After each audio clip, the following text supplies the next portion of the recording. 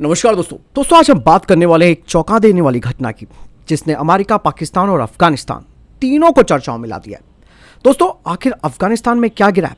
अफगानिस्तान के मैदान वर्दक प्रांत में दोस्तों एक ड्रोन गिरने की खबर सामने आई। दरअसल तालिबान समर्थकों का दावा यह है कि ये ड्रोन अमेरिका का MQ-9 रीपर था। गुरुवार सुबह ड्रोन अफगानिस्तान के पहाड़ी इलाके में गिरा। सोशल मीडिया पर इसकी तस्वीरें काफ़ी तेज़ी से वायरल हुई। हालांकि अभी तक कोई ऑफिशियली कंफर्मेशन नहीं आया है इस ड्रोन को गिराए जाने को लेकर, लेकिन दोस्तों सोशल मीडिया पर तस्वीरें काफ़ी तेज़ी से वायरल हो रही है।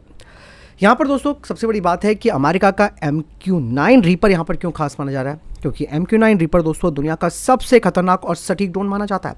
इसकी ताकत अगर आप समझेंगे तो आप भी हैरान हो जाएंगे। ये 8 हेलफायर मिसाइल अपने साथ कैरी कर सकता है, 1700 किलो तक के बम ढोने की क्षमता है और 50,000 फीट की ऊंचाई तक ये जा सकता है और दुश्मन को वहाँ से पहचान सकता है। इवन ये दुश्मनों के टैंक, आतंकी ठिकाने और सैनिक सब पर सटीकता से हमला कर सकता है।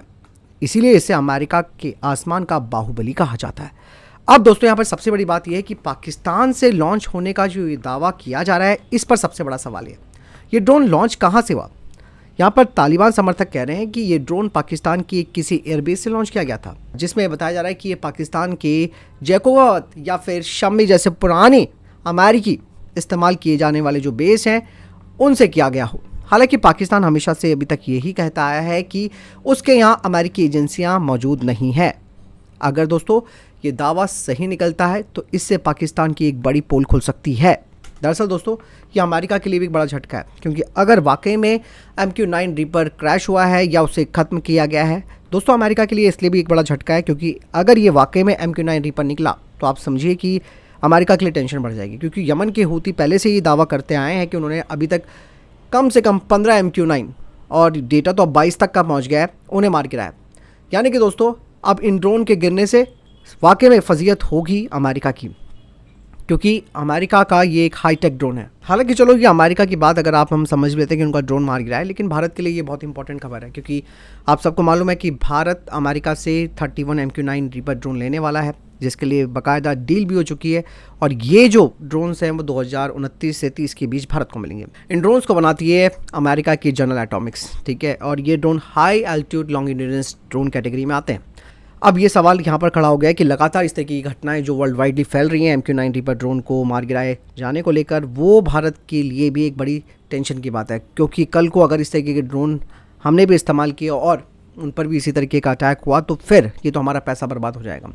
लेकिन असली सवाल तो ये कि क्या वाकई में जो ड्रोन गिरा है वो MQ-9 रीपर ही था या फिर कोई और पाकिस्तानी ड्रोन? क्या अमेरिका इस बारे में चुपचाप है, या ये भी हो सकता है कि अमेरिका चुपचाप से कोई ऑपरेशन अफगानिस्तान में चला रहा हो पाकिस्तान का इस्तेमाल करके?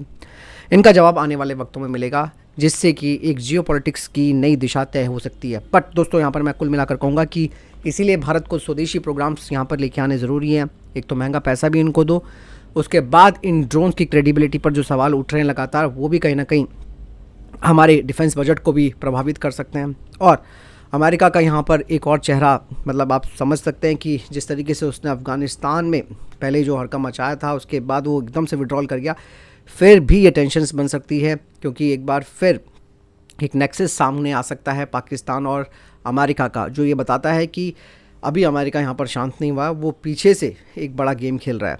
और ऑपरेशन सिंदूर के दौरान आपने देखा होगा कि अमेरिका की एक टीम बाकायदा पाकिस्तान में पहुंची। उस दौरान कई सारी ऐसी चीज़ें सामने आई जो अभी पब्लिक डोमेन पर नहीं आई हैं। दोस्तों ऐसे में क्या लगता है, ये अगर अमेरिका का ड्रोन निकला तो वाकई में ये भारत के लिए एक टेंशन की बात है।